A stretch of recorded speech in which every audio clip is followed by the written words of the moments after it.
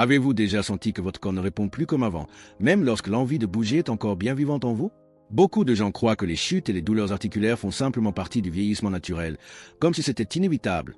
Mais aujourd'hui, je veux vous révéler une vérité différente, une vérité qui peut transformer votre façon de marcher, votre confiance et même votre liberté. La majorité des chutes survenant après 60 ans ne commencent pas par un simple faux pas ou un trébuchement. Elles commencent, en réalité, bien avant cela. Elles débutent à l'intérieur du corps, de manière silencieuse, avec ce que vous mettez ou ne mettez pas dans votre assiette chaque jour. C'est pourquoi aujourd'hui, nous n'allons pas seulement parler de nourriture. Nous parlerons de protection, d'indépendance, d'espoir. Vous avez peut-être déjà entendu qu'il est important de manger des légumes, mais peu parlent des bons légumes. Ceux qui, choisis avec soin et préparés correctement, agissent comme de véritables lubrifiants naturels pour vos articulations. Imaginez votre corps comme un vieux mécanisme qui grince lorsqu'il bouge. Certains aliments fonctionnent comme une huile qui rend le mouvement fluide, sans douleur, sans peur de tomber. Mais malheureusement, beaucoup d'aliments qui semblent sains n'ont aucune fonction protectrice réelle. Ce sont ce que nous appelons des aliments sans fonction, qui occupent de la place dans l'assiette mais n'aident pas le corps à se défendre. Et c'est là que réside le danger. Vous croyez prendre soin de votre santé, mais la douleur persiste, la faiblesse augmente et la peur de tomber s'installe à chaque pas. Une chute, au-delà de blesser le corps, peut blesser l'âme. La peur de sortir de chez soi, la honte de devoir demander de l'aide, la frustration de ne plus pouvoir faire des choses simples, tout cela commence à s'accumuler en nous. Et petit à petit, la confiance disparaît. C'est précisément pour cela que cette vidéo est si importante, parce qu'il existe quelque chose que vous pouvez faire. Quelque chose de simple, accessible et plein de sens. Aujourd'hui, nous allons découvrir ensemble 3 légumes qui jouent un rôle profond dans la santé de vos articulations et dans votre équilibre. Mais plus encore, nous allons comprendre comment ces choix alimentaires peuvent être le premier pas vers quelque chose de bien plus grand, votre sécurité, votre autonomie et votre foi renouvelées en votre propre corps. Avec calme, constance et avec l'aide de Dieu, tout peut commencer à changer. Combien de fois avez-vous entendu dire qu'il est normal d'avoir mal après 60 ans, que les articulations font mal parce que le temps a passé et que désormais il faut apprendre à vivre avec? Cette croyance est si enracinée que beaucoup de femmes abandonnent simplement l'idée de s'améliorer. Elles acceptent la douleur comme une routine, arrêtent de monter les escaliers, évitent les longues marches et commencent à adapter toute leur vie pour se protéger. Mais en réalité, elles s'éloignent de la vie qu'elles aimeraient avoir. La douleur devient une limite invisible. Peu à peu, vous cessez d'aller à la boulangerie à pied. Puis, vous évitez de descendre seul du bus. Et quand vous vous en rendez compte, même sortir avec les petits-enfants demande un effort émotionnel énorme. Ce n'est pas parce que vous voulez arrêter. C'est parce que le corps envoie des signes qui n'est pas pris en charge comme il le faudrait, et ces signes deviennent plus forts quand on ne les écoute pas. Cette mentalité de « il n'y a rien à faire » est un piège silencieux. Elle vous empêche de chercher des alternatives. Elle vous prive de découvrir des aliments, des mouvements et des soins qui pourraient redonner force et stabilité à votre corps. Et le plus dangereux, cette croyance sabote les petits choix du quotidien. Vous choisissez ce qui est facile, rapide ou agréable, et non ce qui nourrit vraiment vos articulations de ce dont elles ont le plus besoin. Mais si vous regardiez votre corps comme quelque chose encore capable de se régénérer, même à 60, 70 ou 80 ans, et si vous compreniez que l'inconfort actuel n'est pas une sentence finale, mais juste un appel à l'aide, en changeant la façon dont nous pensons la douleur, nous commençons à changer la façon dont nous prenons soin de nous. Il est important de se rappeler, votre corps peut certes ressentir de la douleur, mais il peut aussi se renforcer. Il peut avoir des limites, mais il peut aussi récupérer une partie de sa fermeté. Avec les bons choix alimentaires et un nouveau regard sur votre santé, vous n'avez plus à accepter la douleur comme une fatalité. Elle peut être juste une étape, pas la fin du chemin. Peu de gens imaginent que des aliments simples, facilement trouvables au marché, peuvent agir dans le corps comme de véritables protecteurs des articulations. Il ne s'agit pas seulement de manger, sain, mais de choisir avec intention, avec but, avec sagesse. Parmi tant de légumes, il en existe 3 qui forment une véritable alliance de force, de régénération et d'équilibre. Ils ne se contentent pas de nourrir, ils soignent, protègent et restaurent. Le premier légume de cette triade est riche en sulforaphane. Un nom peut être étrange, mais son effet est familier à ceux qui ont déjà ressenti la douleur. Le sulforaphane agit comme un pompier silencieux à l'intérieur du corps, éteignant les petites inflammations qui s'accumulent dans les articulations avec le temps. Consommé régulièrement, ce légume aide à réduire le gonflement, à soulager l'inconfort et à redonner au corps cette légèreté oubliée. Il est comme une brise fraîche sur une peau chaude. Il apporte soulagement et paix là où il y avait tension. Le deuxième légume est une source précieuse de micronutriments essentiels à la production de collagène. Et pourquoi cela importe-t-il? Parce que le collagène est ce qui maintient vos articulations unies, fermes, résistantes. Sans lui, c'est comme essayer de coller 2 pièces avec une colle faible, un jour ça lâche. Avec ce légume, vous nourrissez la structure interne de votre corps. C'est comme renforcer les piliers d'une vieille maison. Elle retrouve sa stabilité avec dignité. Le troisième légume cache son pouvoir dans une caractéristique qui peut passer inaperçue, sa couleur. Son pigment contient des substances qui agissent directement sur le cartilage, aidant à le protéger, dans certains cas, à régénérer de petites zones. Manger ce légume, c'est comme passer une couche protectrice sur un bois exposé au temps. Cela prévient les fissures, évite l'usure et redonne vie à ce qui était affaibli. Ces 3 légumes, combinés dans une routine alimentaire simple et bienveillante, deviennent des alliés profonds de votre santé articulaire. Ils travaillent ensemble comme une équipe silencieuse, prenant soin de votre démarche, de votre équilibre, de votre confiance. Et le meilleur, ils sont à votre portée. Ils ne demandent pas de médicaments coûteux, ni d'efforts extrêmes. Ils réclament seulement constance, affection et la décision de prendre soin de vous avec ce que la nature offre déjà. Souvent, même avec les meilleures intentions, les bienfaits d'un aliment se perdent à cause de la manière dont il est préparé. Cela arrive beaucoup avec les légumes. Trop cuits, plongés dans l'huile ou combinés avec des ingrédients inflammatoires, ils cessent d'être des alliés pour la santé et deviennent simplement une partie neutre du plat, sans la force nécessaire pour protéger vos articulations. Imaginez ces légumes comme de petites boîtes cadeaux remplies de composés précieux. Si vous ouvrez la boîte avec soin, vous profitez de tout ce qu'elle contient. Mais si vous l'ouvrez n'importe comment ou la laissez tremper trop longtemps dans l'eau chaude, les nutriments s'échappent, disparaissent et le cadeau est perdu. C'est pourquoi il est si important de savoir préparer ces aliments avec délicatesse, respect et efficacité. Une des erreurs les plus courantes est de cuire trop longtemps les légumes, surtout dans de l'eau bouillante. Ce processus détruit une partie des vitamines et minéraux les plus sensibles. Une alternative sûre et efficace est la cuisson vapeur douce, couverte pendant quelques minutes seulement. Cette technique, utilisée depuis des siècles dans des cultures comme la japonaise, permet de préserver jusqu'à 80% des composés actifs. C'est comme protéger un parfum pour qu'il ne s'évapore pas. La vapeur scelle les bienfaits à l'intérieur de l'aliment. Un autre conseil important est d'éviter l'usage excessif d'huile raffinée ou de sauces industrielles. Ces ingrédients non seulement annihilent une partie de l'effet thérapeutique des légumes, mais surchargent aussi le système digestif, surtout chez les corps plus sensibles. Préférez les assaisonnements naturels comme le curcuma, l'ail, l'huile d'olive extra vierge et les herbes fraîches. Ils potentialisent les effets des légumes et aident aussi à la digestion et à l'absorption des nutriments. Et si vous avez peu d'appétit ou sentez que votre estomac est plus sensible, sachez qu'il existe des façons douces d'inclure ces aliments. Il peut être servi haché, mélangé dans des purées, des soupes légères ou même dans des jus doux avec des fruits comme la pomme ou la carotte. L'essentiel est qu'il soit présent, avec constance, comme partie d'un nouveau pacte de soins avec votre corps. Préparer ces légumes avec attention n'est pas seulement une question de nutrition. C'est un geste d'affection. C'est dire à votre corps: je te respecte, je t'écoute, et je veux te renforcer. Parce que chaque cuillerée, chaque bouchée est une façon de reconstruire de l'intérieur la base qui vous soutient à l'extérieur. Il existe un lien silencieux entre ce que nous mangeons et la façon dont notre corps reste debout, ferme et stable.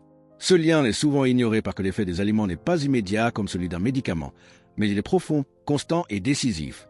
Ce que vous mettez dans votre assiette aujourd'hui influence directement votre force musculaire, votre capacité de réaction et même le temps que votre corps met à retrouver l'équilibre après un faux pas. Avec les années, le corps absorbe moins de nutriments. Cela signifie que des carences subtiles en vitamines et minéraux commencent à affecter des systèmes délicats, comme le système neuromusculaire. Le résultat peut être une sensation de faiblesse dans les jambes, des difficultés à se lever du lit, ou ce déséquilibre quand on marche sur un trottoir irrégulier. Et quand ces signes ne sont pas reconnus, le risque de chute s'approche silencieusement. Peut-être que vous avez déjà vécu cela. Un faux pas à la maison, une peur en perdant l'équilibre en vous retournant rapidement, ou même la nécessité de vous appuyer plus souvent contre les murs. Ce sont les tests silencieux du corps. De petits avertissements que quelque chose ne fonctionne pas dans le soutien interne, et que cette défaillance ne commence pas dans les pieds ou les jambes, mais dans les cellules qui demandent de l'aide à travers l'alimentation. Quand il manque des nutriments comme le magnésium, le calcium, la vitamine D et les composés bioactifs des bons légumes, le corps perd son sens de l'orientation. La communication entre le cerveau, les muscles et les articulations devient plus lente, plus imprécise. Ainsi, le simple fait de marcher devient un défi. Ce qui était automatique demande maintenant attention, effort et souvent génère la peur. C'est pourquoi comprendre cette connexion est si important. Bien se nourrir ne sert pas seulement à garder son poids ou contrôler son cholestérol. C'est une question de survie, de mobilité, de dignité. Quand le corps est bien nourri, il répond mieux, récupère plus vite et vous protège plus efficacement. Peu à peu, ce pas hésitant devient une marche assurée. Pas par miracle, mais par soin, constance et choix. Imaginez un instant un vieux pont en bois. Il a déjà supporté le poids de nombreuses années, résisté au vent, à la pluie et au temps. Mais maintenant, certaines planches sont lâches, d'autres fissurées, et la base n'est plus aussi solide qu'avant. Marcher dessus demande de la prudence. À chaque pas, on craint que quelque chose cède. Il en est de même avec notre corps, surtout avec les genoux et les chevilles, qui fonctionnent comme les piliers de ce pont qui nous tient debout. Quand ces articulations perdent leur soutien, Tout le corps en souffre. Les genoux ne absorbent plus correctement les chocs et les chevilles n'offrent plus la stabilité nécessaire à chaque pas. Le résultat est une démarche incertaine, une hésitation à chaque mouvement, une peur constante qu'un accident arrive en chemin. Cette sensation dépasse le physique. Elle touche profondément l'émotionnel. Beaucoup de femmes racontent la honte de ne plus pouvoir monter une marche sans aide. D'autres évitent de sortir seules, de peur de tomber devant quelqu'un. L'isolement grandit, non pas parce qu'elles veulent s'éloigner, mais parce qu'elles sentent qu'elles ne peuvent plus faire confiance à leur propre corps. Et avec cela, tristesse et découragement s'installent en silence, comme l'humidité qui ronge peu à peu la structure du pont. Mais il y a une vérité qui doit être dite, cette base peut être restaurée. Et il ne faut pas de grandes interventions pour cela. Tout commence par de petits ajustements. Le bon légume, préparé de la bonne manière. Un choix alimentaire qui nourrit vraiment vos articulations. Un geste de soin quotidien qui, même simple, commence à reconstruire de l'intérieur ce qui semblait s'effondrer à l'extérieur. Chaque nutriment juste est comme une nouvelle planche solide posée sur ce pont. Avec le temps, il retrouve son soutien. Avec le temps, vos genoux retrouvent leur légèreté. Vos chevilles reprennent leur axe et la sécurité qui semblait lointaine commence à revenir. Et ainsi, pas à pas, vous retrouvez non seulement l'équilibre physique, mais aussi émotionnel. Parce que se sentir ferme, c'est aussi se sentir vivant. C'est se rappeler que, même avec le temps qui passe, votre corps peut encore soutenir votre liberté. Madame Erasma a toujours été une femme active. Même après 60 ans, elle tenait encore à descendre 2 arrêts avant sa maison pour marcher un peu plus. Mais avec le temps, ses genoux ont commencé à faiblir. Le simple fait de descendre les marches du bus est devenu source d'angoisse. Elle a commencé à s'accrocher plus fort à la rambarde, à respirer profondément avant de se lever du lit. Et, sans s'en rendre compte, elle s'est peu à peu repliée sur elle-même. La promenade est devenue une crainte. La sortie, une inquiétude. Et la peur de tomber est devenue son ombre. Cette histoire ressemble peut-être à la vôtre. Parce qu'il ne s'agit pas seulement d'une douleur physique, mais de la confiance qui s'en va avec elle. Madame Erasma a cependant entendu parler d'un légume qui a allumé une lueur d'espoir. Quelqu'un lui a parlé du chou frisé. Pas comme un légume quelconque, mais comme un aliment chargé de sens. Riche en nutriments qui pourraient, peu à peu, aider ses articulations à redevenir réactives. Elle n'a pas tout changé d'un coup. Elle a commencé avec de petites portions, ajoutant du chou frisé dans des soupes légères, des sautés doux, parfois même dans des jus qu'elle prenait calmement au petit déjeuner. Ce qui s'est passé dans les 2 premiers mois n'était pas un miracle, mais c'était significatif. La douleur constante a fait place à une fermeté qu'elle n'avait pas ressentie depuis longtemps. L'insécurité à la marche s'est transformée en pas plus sûr, moins hésitant. Et un jour, sans s'en rendre compte, Madame Erasma est descendue du bus et a marché ces 2 rues jusqu'à chez elle, comme avant, plus que le légume. Ce qui a changé, c'est la façon dont elle a commencé à voir son propre soin. Il ne s'agissait pas d'un régime ni d'une obligation. Il s'agissait de retrouver le sentiment d'être capable. Il s'agissait de se dire « Je mérite de me sentir mieux ». Et chaque feuille de chou frisé qui entrait dans son assiette en était la confirmation silencieuse. Ce témoignage est réel, comme tant d'autres histoires qui ne seront peut-être jamais filmées, mais qui se passent tous les jours, dans des cuisines simples, dans de petites décisions, chez des femmes qui choisissent de prendre soin d'elles malgré la douleur, et qui découvrent, avec douceur et courage, qu'il y a encore un chemin, qu'il y a encore de la force, qu'il y a encore de la vie. Parce que ce n'est pas seulement ce que l'on mange, c'est la raison derrière chaque choix. Et quand cette raison est l'amour-propre, les résultats arrivent, lentement, mais en profondeur, comme des racines qui soutiennent tout un arbre. Il existe un moment silencieux, presque invisible, où le corps commence à demander de l'aide. Ce n'est pas avec des cris, ni des signes forts. C'est avec cette gêne discrète en se levant de la chaise, cette sensation que les jambes n'ont plus la même fermeté qu'avant, cette perte soudaine de confiance en marchant dans un couloir étroit. Ce sont ces petits avertissements qui sont souvent ignorés, parce qu'ils ne semblent pas encore graves. Mais c'est justement là que réside le danger. L'être humain a tendance naturellement à repousser les changements tant qu'il peut encore continuer sa vie. Il est courant de penser que cette petite douleur dans le dos va passer toute seule, que le déséquilibre en enfilant une chaussure normale, que l'insécurité en marchant sur un sol irrégulier est juste de la fatigue. Mais le corps est sage. Il chuchote avant de crier. Et si nous n'écoutons pas les chuchotements, nous finissons surpris par les cris, qui peuvent se manifester par une chute, une fracture ou un choc laissant des marques non seulement physiques, mais émotionnelles. Attendre. Une douleur intense pour commencer à prendre soin de soi est un piège émotionnel très courant, surtout chez ceux qui ont passé la soixantaine. Beaucoup de femmes pensent que tant qu'elles peuvent faire le minimum, elles n'ont pas besoin de changer quoi que ce soit. Mais ce qui est en jeu n'est pas seulement le présent. C'est l'avenir proche. C'est votre liberté de demain. Votre sécurité dans les escaliers.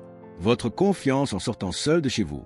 Tout cela peut être préservé ou perdu selon les choix que vous faites aujourd'hui.